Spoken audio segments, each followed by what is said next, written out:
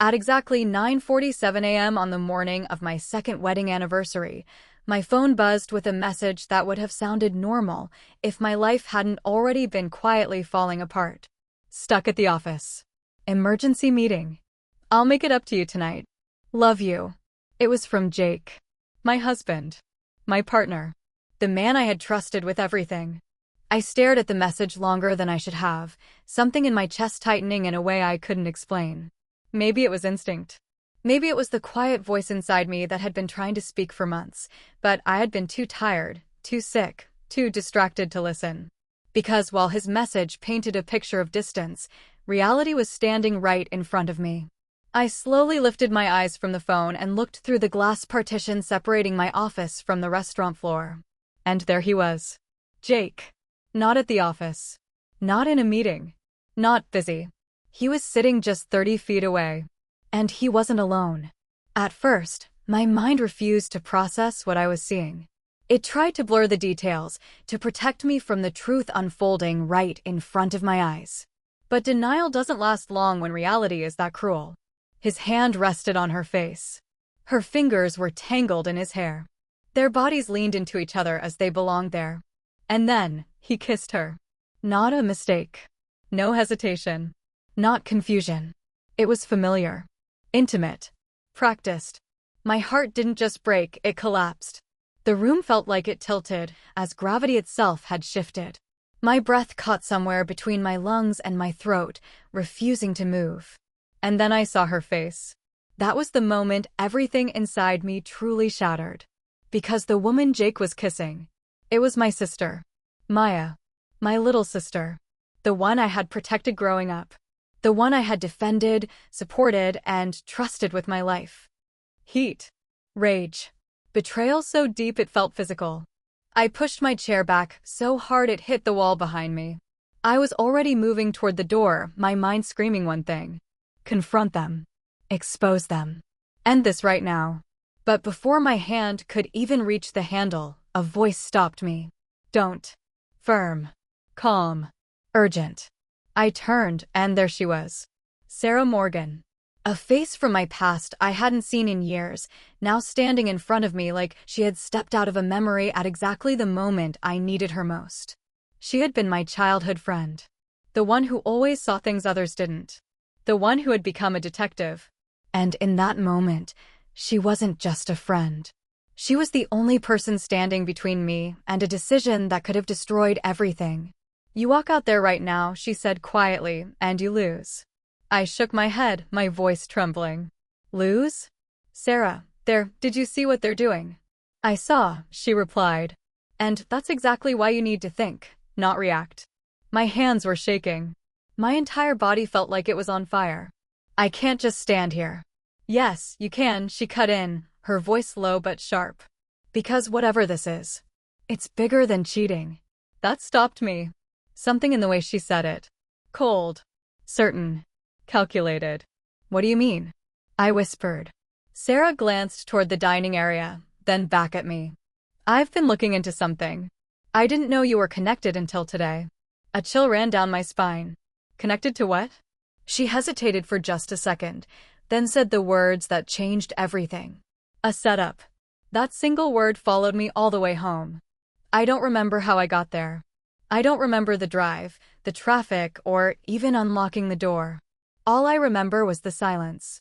Heavy, suffocating silence. The house that once felt warm, now felt like a crime scene. Because that's what it was. I walked straight to Jake's office. My hands were steady now, not because I was calm, but because something inside me had shifted. The shock was gone. In its place was something colder. Focus. If Sarah was right, then what I saw at the restaurant wasn't just betrayal. It was part of something bigger. And I needed proof. Jake's laptop sat on the desk, exactly where he always left it. He had never hidden it from me. Never protected it. Because he never thought I'd look. Because he thought I was too weak. Too distracted. Too sick. My chest tightened at that thought, but I pushed it aside and opened the laptop. No password. That hurt more than it should have.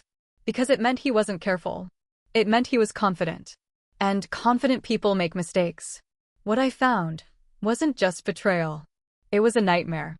Emails, messages, documents. Not hidden, but not obvious either. Tucked into folders with harmless names. But once I started reading, I couldn't stop. Jake and Maya. Together. Not just romantically, but strategically. They had been planning this. Planning against me. For months. Every message felt like a knife. She's getting weaker. She barely questions anything now. Soon she'll sign. Sign what? My hands trembled as I opened the attached documents. Legal drafts. Power of attorney. Business control transfers. Everything tied to one thing. Rose's kitchen. My restaurant. My grandmother's legacy. The place I had built with years of sacrifice, sleepless nights, and love.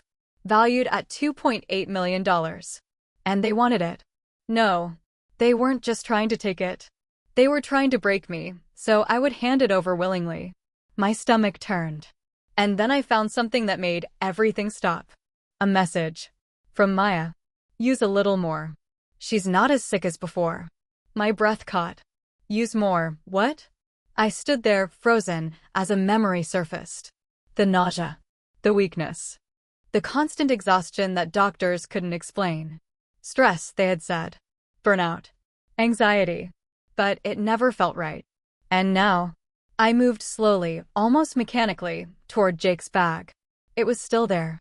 Untouched. I opened it. And found it. A small, unassuming bottle. Ipecac syrup. My heart stopped. Because I knew exactly what it was. An emetic. Something that forces the body to vomit. Something that could make a person weak, sick, dependent. Something that could slowly destroy someone without leaving obvious traces. My knees nearly gave out. Every morning. The coffee Jake made for me. The one I trusted. The one I drank without thinking. Every single day, he had been poisoning me. The days that followed were no longer about heartbreak. They were about survival. I stopped drinking anything he gave me. I pretended nothing had changed. I smiled. I acted weak. I played the role they thought I was trapped in. And quietly, I gathered evidence. The coffee. The messages. The documents. Everything. Until finally, I took a sample to a toxicology lab. February 19th. A date I will never forget. Dr. Bennett didn't say much when he handed me the report. He didn't need to. The results spoke for themselves. Confirmed. Poison. Intentional. Repeated exposure. I held the paper in my hands, and something inside me became crystal clear. I wasn't a victim anymore. I was a witness. And soon, I would be the reason everything they built collapsed. The confrontation didn't happen in anger. It didn't happen in chaos. It happened in control. I waited. Planned. Prepared. And when the moment came, they never saw it coming. Legal action. Criminal charges. Evidence presented with precision.